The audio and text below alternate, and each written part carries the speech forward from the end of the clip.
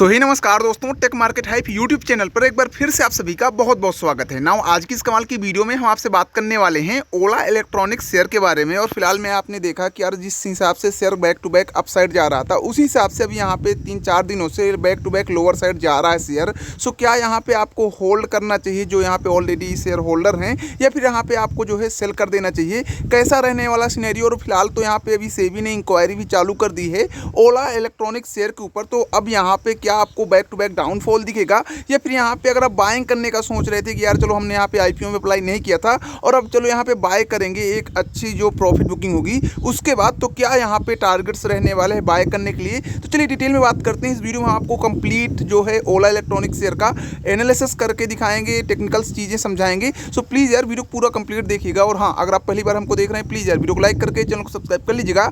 हमारे YouTube channel पर आपको बिल्कुल डेफिनेटली फ्री की नॉलेजेबल वीडियो डेली बेस पर मिलती हैं जो कि आपकी काम की होने वाली है। चलिए बात करते हैं यहाँ पे ओला इलेक्ट्रॉनिक्स शेयर के बारे में कि अब यहाँ पे कैसा सिनेरियो रहने वाला है। अगर आप यहाँ पे होल्डर हैं और अगर आप यहाँ पे बाय करना चाहते हैं तो आपके लिए बेस्ट टारगेट्स क्या होंगे?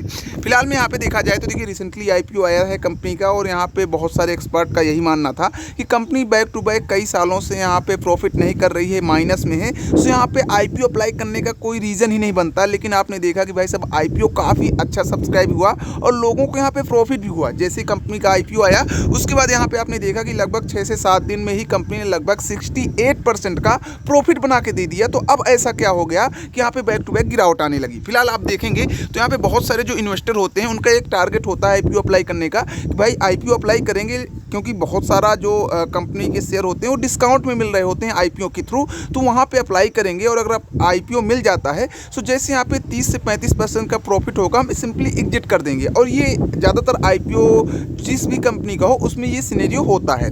आपने देखा भाई साहब यहाँ पे आपको 20% का परसेंटेज दिखा और अचानक से यहाँ पे प्रॉफिट बुकिंग आई। चलिए ये देखिए, ये तो नॉर्मल है, सब शेयर में होता है, वो चाहे टाटा का शेयर हो या बाटा का शेयर हो। उसके बाद यहाँ पे अगेन से फिर से हमको रैली देखने के लिए मिली और बैक टू बैक फिर से हमको यहाँ पे 20%, 5% और यहाँ पे हमको 10% का अपसाइड जो है मूव दिखा ओला इलेक्ट्रॉनिक में।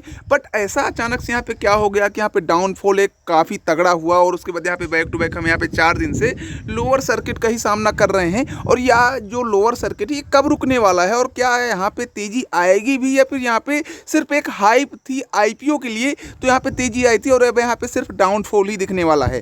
चलिए डिटेल में बात करते हैं। सो सबसे पहले हम यहाँ पे देखते हैं कि भाई साहब सेबी का क्या इंक्वायरी शुरू हुई है ओला इलेक्ट्रॉनिक के अंदर।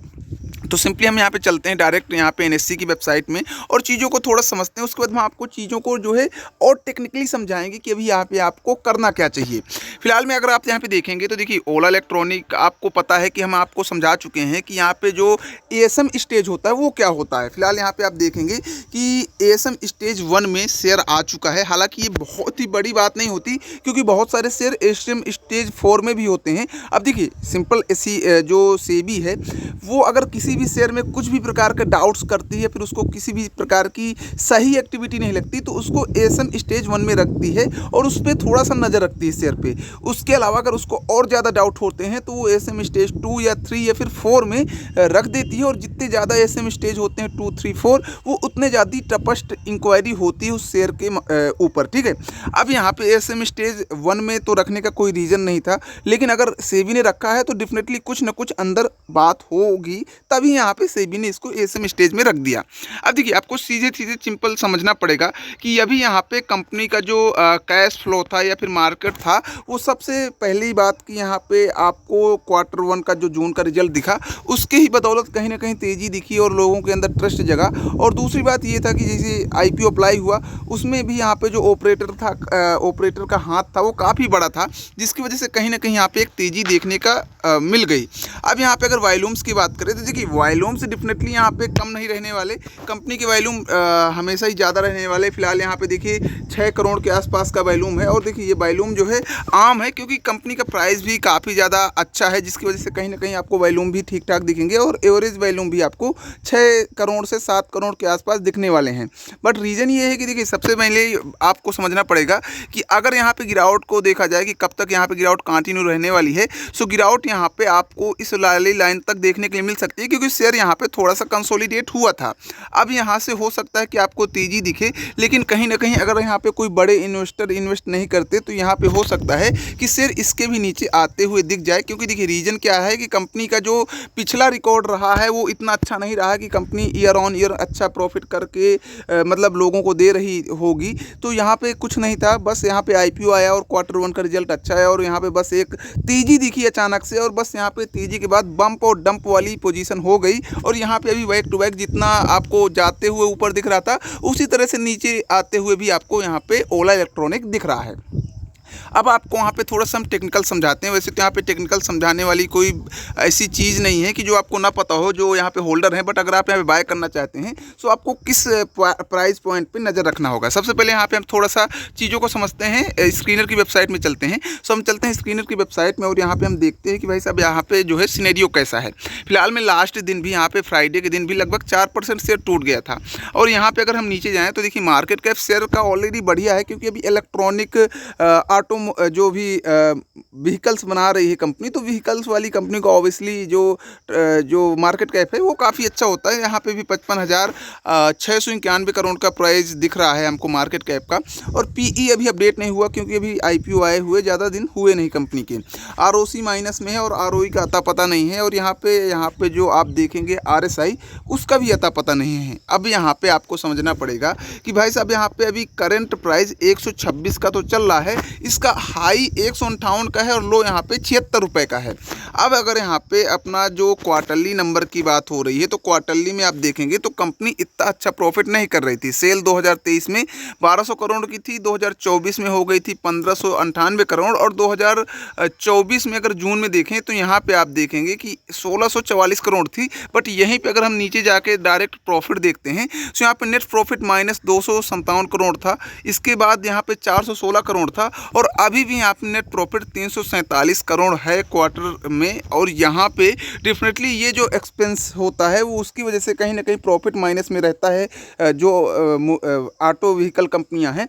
बट डेफिनेटली ये चीज़ें इतना मायने नहीं रखती जितना मायने रखती हैं यहाँ पे ऑपरेटर और प्रमोटर का हस्तक्षेप। तो अब अगर यहाँ पे देखें तो आप बहुत सारी चीज़ें देखेंगे कि यहाँ पे जो शेयर होल्डिंग पैटर्न है उसमें भी यहाँ पे चीज़ें सही हैं। देखिए रीज़न क्या है कि प्रमोटर का भी 36% है, 7% के आसपास FII है, DII 6% के आसपास है, और पब्लिक होल्डिंग यहाँ पे 42% है, और अदर डोमेस्टिक जो हैं वो 6% है। अब देखिए रीज़न क्या था कि देखिए अभी जो एक टाइम पीरियड होता है DII FII का निकलने का, क्योंकि जब आप यहाँ पे FII DII जो एंट्री लेते हैं उनका एक टाइम पीरियड होता है कि इस टाइम पीरियड के पहले आप नहीं निकल सकते हैं।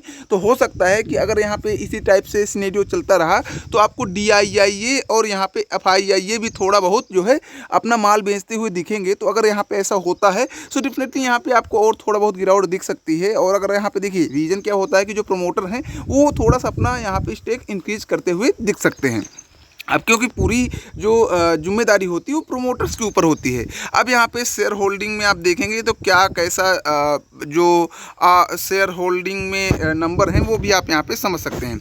अब आप यहाँ पे टोटली सिनेरियो समझिए कि देखिए अगर आप यहाँ पे बाय करना चाहते हैं, ठीक है, सबसे पहले तो मैं आपको बता दूं कि अगर आपको IPO मिला था और आपको प्रॉफिट है तो अभी आप यहाँ पे एग्जिट ले लीजिए, क्योंकि शेयर डेफिनेटली यहाँ पे 109 रुपये प्राइस पॉइंट को तो टच ही करेगा, इसके पहले यहाँ पे मुड़ने वाला नहीं है। क्योंकि देखिए सपोर्ट भी लेगा तो वहाँ उस एरिया का सपोर्ट लेगा जहाँ पे शेयर ऑलरेडी कुछ टाइम पे मतलब कुछ समय में जो है कंसोलिडेट कर चुका हो। सो यहाँ पे आपको मैंने एक लाइन खींच के बता ही दी। सो यहाँ पे अगर बाय करना चाहते हैं तो यहाँ पे आप जो है फोकस रख सकते हैं इस प्राइस पॉइंट पे 109 रुपये 40 पैसे एक प्राइस पॉइंट पे। और अगर आप यहाँ पे देखिए प्रॉफिट में है तो आप एग्जिट कर सकते हैं और अगेन से यहाँ पे 109 रुपये वाले प्राइस पॉइंट पर एंट्री ले सकते हैं, वरना आपका जो भी प्रॉफिट है वो ऐसे धीरे धीरे निकल जाएगा और आपको बाद में पछतावा होगा कि हम पहले ही बेच देते तो अच्छा खासा प्रॉफिट था।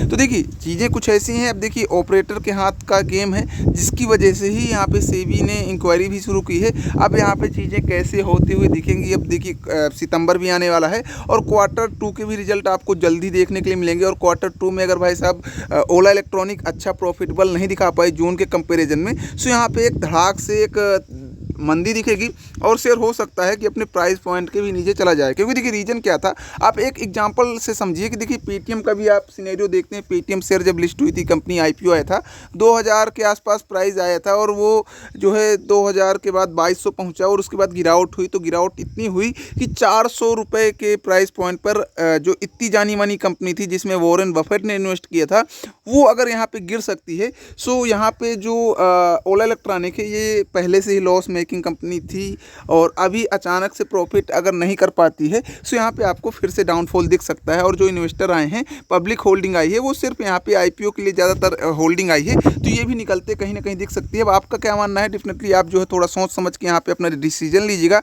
हम कोई सेबी रजिस्टर नहीं है, इसलिए हम आपको कोई भी बाइंग सेलिंग की सलाह नहीं दे सकते, बट हाँ आप जो है एक्सपर्ट की सलाह जरूर लें इस चीज़ के बारे में कि आपको क्या करना है, बाय करना है या नहीं करना। चलिए मिलते हैं नेक्स्ट वीडियो के साथ, तब तक के लिए दोस्तों बाय बाय।